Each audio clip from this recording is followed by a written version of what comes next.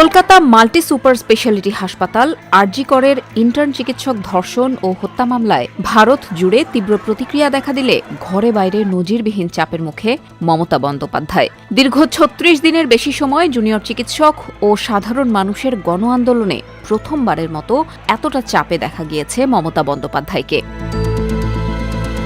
এমন অবস্থায় আন্দোলনের শুরু থেকে অন্তত ৩ বার পদত্যাগ করার বার্তা দিয়েছেন মুখ্যমন্ত্রী মমতা বন্দ্যোপাধ্যায়। কিন্তু বিরোধীদের অভিযোগ, মমতা নিজের গাফিলতি বুঝতে পেরেছেন, তাই সরে যাওয়ার কথা বলছেন, কিন্তু কখনোই পদত্যাগ করার ন্যূনতম সদিচ্ছা দেখাননি তিনি। তিলোত্তমার মৃত্যুকে কেন্দ্র করে যে উত্তাল পরিবেশ সৃষ্টি হয়েছে, সাধারণ মানুষ যেভাবে বিচার চাইছে, বিচারের জন্য পথে নেমেছে, উনি যদি না পারেন অবশ্যই পদত্যাগ করা উচিত।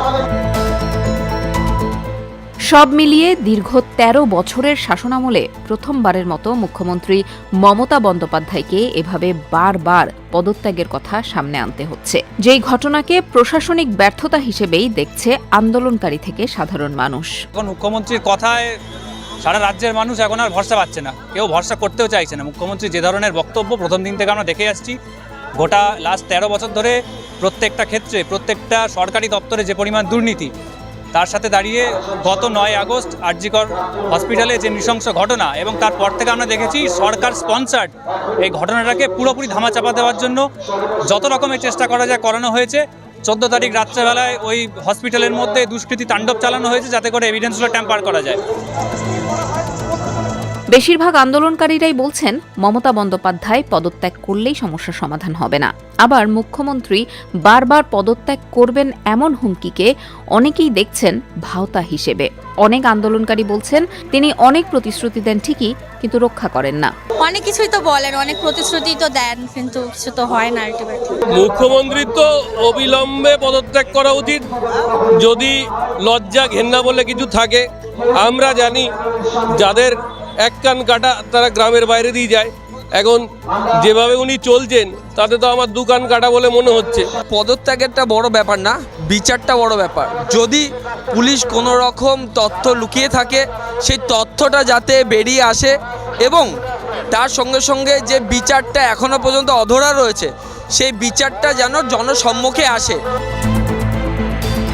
রাজনীতিকরা বলছেন মুখ্যমন্ত্রীর পদত্যাগ করা উচিত। আরজিকর কাণ্ডে তার ব্যর্থতা স্পষ্ট। এ বাংলায় একটাই মন্ত্রী, একটাই শান্তি, একটাই প্রথম কথা, একটাই শেষ কথা, তার নাম মুখ্যমন্ত্রী মমতা ব্যানার্জি। তাকে যদি বাদ রেখে সিদ্ধান্ত হয় তাহলে এখনই তার পদত্যাগ করে দেওয়া উচিত, এখনই মুখ্যমন্ত্রী চেয়ার থেকে সরে যাওয়া উচিত। কারণ এটা মুখ্যমন্ত্রী হিসাবে তার একটা ব্যর্থতার নমুনা বলে মনে করি। এটা বলার জন্য বলেছেন, উনি এখন চারিদিক থেকে ওনার সরকার পর্যুদস্ত অবস্থায় রয়েছে, তাই সেখান থেকে বেরিয়ে আসার জন্য কিছু এরকম কথা মার্কেটে ছড়িয়ে দিচ্ছে। উনি পদত্যাগ করবেন না, করার কোনো ইচ্ছা ওনার নেই। মমতা বন্দ্যোপাধ্যায় একজন মিথ্যেবাদী, এবং তিনি যে একই মুখে বারংবার বিভিন্ন কথা বলেন, এটা এর আগেও আমরা দেখেছি। দিতে পারি বা দেব এই ধরনের কথার চেয়ে নিজে প্রমাণ করে দেখার।